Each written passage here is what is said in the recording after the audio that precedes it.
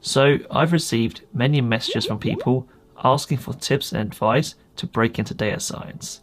Even though I've done several videos explaining the exact roadmaps I would follow, I think sometimes it's really useful just to hear the brutal truth, which is what I plan to share with you in this video.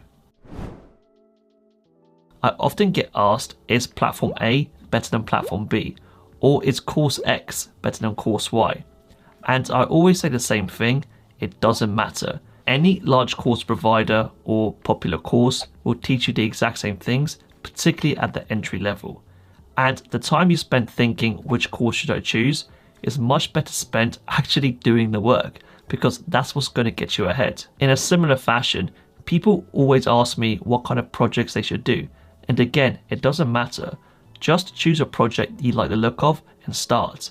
You can always change the project or even stop it halfway through if you're not enjoying it and rather do something else. The point is, you should always just start and get going first, and then you can change direction later on. As the famous saying goes, you can't steer a stationary ship.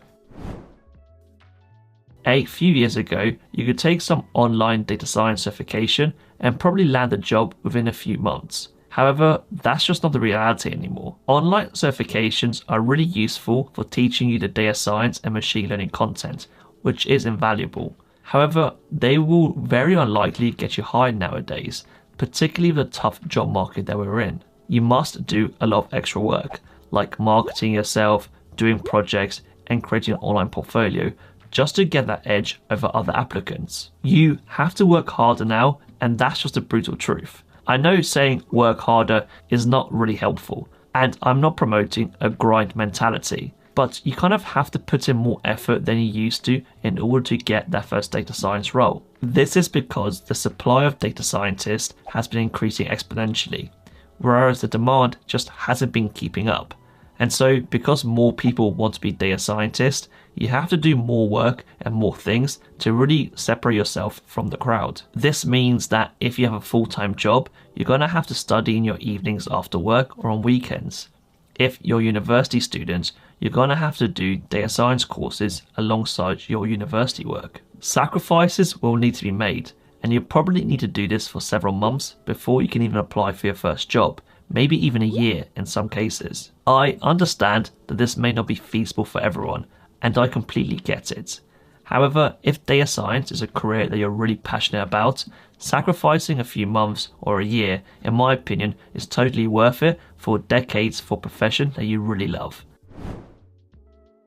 Even though you may have to study outside of your hours, try to use data as much as possible in your current role. Not only will this benefit your learning, it will also give you an indication if data or data science is a career that you really want to be doing. You can start simple using tools like Excel and incorporating them more in your day-to-day tasks. You could even explore using VBA with Excel, adding that extra layer of proficiency in your skill set. If possible, try to add in some Python and SQL if you can, because if you're doing that, you're pretty much already doing a data science or data analytic position already. And so that'll make it much easier for you to transition in the space later on. You may even find that you generate so much value using this data that your current company keeps you on as a data scientist, which is the ideal case. The media and non-experts have done a great job of hyping AI, which has led to some scaremongering. Don't get me wrong, the technology is amazing, and I even use it on a daily basis to improve my productivity. However, I get messages from people saying that they're worried about becoming data scientists because they think the job will be redundant in a few years due to AI. And let me tell you right now that this definitely won't be the case. Of course, this is my opinion, but I just don't see how this is going to happen within the next decade or so. Sure, AI can write code and do a multitude of other things, but it's definitely not the capacity yet where it can fully replace a data scientist. Just ask an AI or ChatGPT to prove Fermat's loss theorem. It just can't do it. It hasn't got that mathematical reasoning ability that most humans do. Even the so-called software engineer killer Devon was not as good as it was originally marketed. A lot of these companies kind of over-exaggerate the use of their tools or the kind of ability of their tools just to get funding. And it's just part of the game. This is not to say that some of these tools are amazing, but often they're kind of over-exaggerated in exactly the value that they can deliver. When I was building my website, ChatGPT even struggled with things like HTML and CSS, which is arguably its bread and butter. So they are far from perfect, and they are far from replacing full-time programmers, particularly data scientists. Like anything, the real work starts when you get that first role. Getting a data science job is difficult, but once you are in, you can expect a career of mental hurdles and battles along the whole journey. The career on the outside may seem like sunshine and rainbows, but it really isn't like that all the time. You can expect lifelong learning, feelings of burnout, continual imposter syndrome, ambiguous job definitions, and also just a constantly changing field. All of this makes data science quite a mentally tough profession to be in, because you never feel like you're doing enough or know enough, but that is just normal.